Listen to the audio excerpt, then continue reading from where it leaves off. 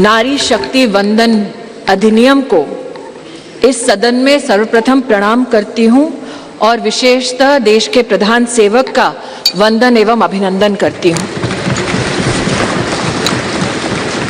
कल की तारीख जब ये अधिनियम आदरणीय कानून मंत्री ने राष्ट्र के सम्मुख प्रस्तुत किया, न सिर्फ इसलिए ऐतिहासिक थी क्योंकि इस नए भवन में नए संकल्पों के साथ हम सब ने प्रवेश किया, साथ ही एक पुनीत समय गणेशोत्सव के पुण्य अवसर पर हमने नए भवन में प्रवेश कर विघ्नहर्ता को प्रणाम किया। लेकिन अगर विघ्नहर्ता के सृजन की, आराधना की मूल भावना को देखें तो गणेश जी का स्वरूप अपने आप में अपनी मां के हाथों से सृजित है और मां के प्रण ने, मां की तपस्या ने गणपति जी में प्राण दिए, यह उसका सबसे बड़ा प्रतीक है। हमारी सभ्यता में यह भी मान्यता है कि नव भवन में जब प्रवेश होता है तो पहला पैर, पथ पर पहला आगमन घर की लक्ष्मी का होता है। कई समाज के वर्गों में भवन के बाहर घर की लक्ष्मी अपने हाथ की अमिट छाप छोड़ती है और कई परिवारों में पैरों के नीचे आलता लगाकर बेटियों का सबसे पहला कदम ऐसे भवनों में रखा जाता है। और अगर संविधान की मर्यादा की दृष्टि से देखें तो लक्ष्मी ने संवैधानिक स्वरूप लिया है इस अधिनियम के माध्यम से, जिसके लिए मैं सरकार का, इस सदन का और पीठ का विशेषता आभार व्यक्त करती हूं। आज चर्चा में कई महानुभावों ने श्रद्धेय अटल बिहारी वाजपेयी जी का नाम लिया और साथ ही आदरणीय देवी गौड़ा जी को भी आभार वंदन किया। ये भी सत्य है कि मुझसे पूर्व की वक्ता ने राष्ट्र को जब गुलामी से स्वतंत्रता मिली तब क्या महिलाओं की परिस्थिति थी उसका उल्लेख किया कि हां, तब भी जब देश आजाद हुआ तब भी कई प्रदेशों की साधारण परिवारों की महिलाओं ने कहा कि हमारा संवैधानिक अधिकार आरक्षित करें, लेकिन तब साधारण परिवारों की वो महिलाएं जिन्होंने राष्ट्र को आजाद करने में अपनी भूमिका निभाई, जो दूरदर्शी थी, जानती थी कि साधारण वंचित समाजों की महिलाओं को अगर मौका अनोखे ढंग से संविधान की मर्यादा में ना दिया गया तो शायद आगामी वर्षों में महिलाओं के लिए एक चुनौती बन जाएगा। आज मैं उन महिलाओं की दूरदर्शी सोच को वंदन करती हूं। महोदय, 1971 में तब की सरकार में एक कमेटी का गठन हुआ on the status of women in India।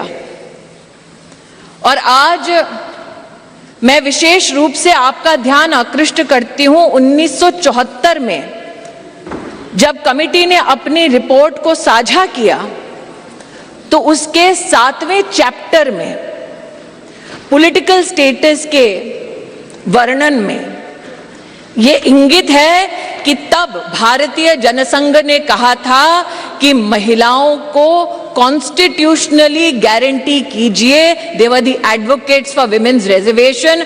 आज जनसंघ के उन नेताओं को, उन चिंतकों को मैं आभार व्यक्त करती हूं। ये मेरा सौभाग्य है कि मैं भारतीय जनता पार्टी की एक साधारण कार्यकर्ता हूं जिसको मेरे संगठन ने असाधारण मौके दिए ताकि मैं संगठन के माध्यम से संविधान की मर्यादा में अपने राष्ट्र की, समाज की सेवा कर सकूं। ये भाजपा के कार्यकर्ताओं का गौरव है कि इस राष्ट्र में अपने संगठन में पहली बार महिलाओं को आरक्षण देने वाली राजनीतिक पार्टी भारतीय जनता पार्टी बनी। यह भी कहना सत्य होगा कि व्यवस्थाओं को किस दृष्टि से संगठन में सम्मिलित करना, इसके लिए साल 2007 में नेशनल एग्जीक्यूटिव की मीटिंग के अंतर्गत तब के हमारे राष्ट्रीय अध्यक्ष और अब के हमारी कैबिनेट के वरिष्ठ नेता श्री राजनाथ सिंह जी ने एक कमेटी का गठन किया। ये सौभाग्य है मेरा कि उस कमेटी में आज 2 सदस्य वर्तमान इस सदन में उपस्थित हैं। आज उस कमेटी जिसकी अध्यक्षता श्रद्धेय सुषमा स्वराज जी ने की, आज उस कमेटी की एक और सदस्य जिनका देहांत हो चुका है, किरण माहेश्वरी जी, और जो संगठन में आध्यात्म की दृष्टि से मेरे मार्गदर्शक रहे, ऐसे श्रद्धेय बाल आपटे जी हमारे बीच नहीं हैं।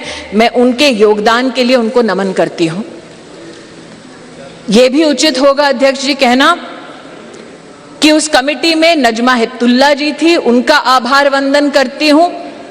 सुमित्रा महाजन जी थी, जिन्होंने बार बार लगातार अपनी पुण्य भूमि से, इंदौर से चुनाव जीतकर हम सबका गौरव बढ़ाया।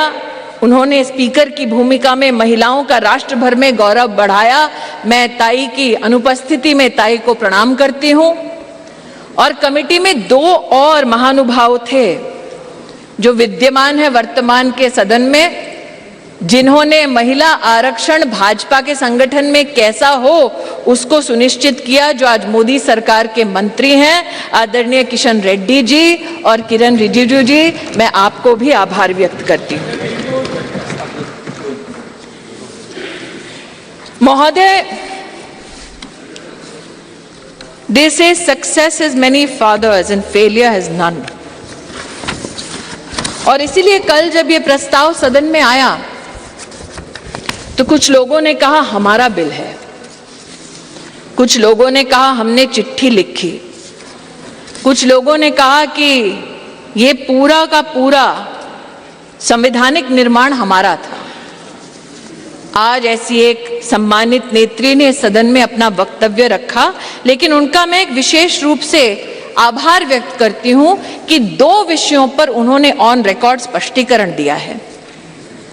हमको बार बार बतलाया जाता कि एक विशेष परिवार ने 73rd, 74th amendment to the constitution पारित करवाया। आज मैं आभार वंदन करती हूं कि पहली बार स्पष्टता हुई इस सदन में उनके द्वारा कि ये पुण्य काम पीवी नरसिम्हा राव जी ने किया, जिनके मरणोपरांत उनके ही पार्टी के हेडक्वार्टर में उनको नमन करने का मौका नहीं दिया गया। दूसरा,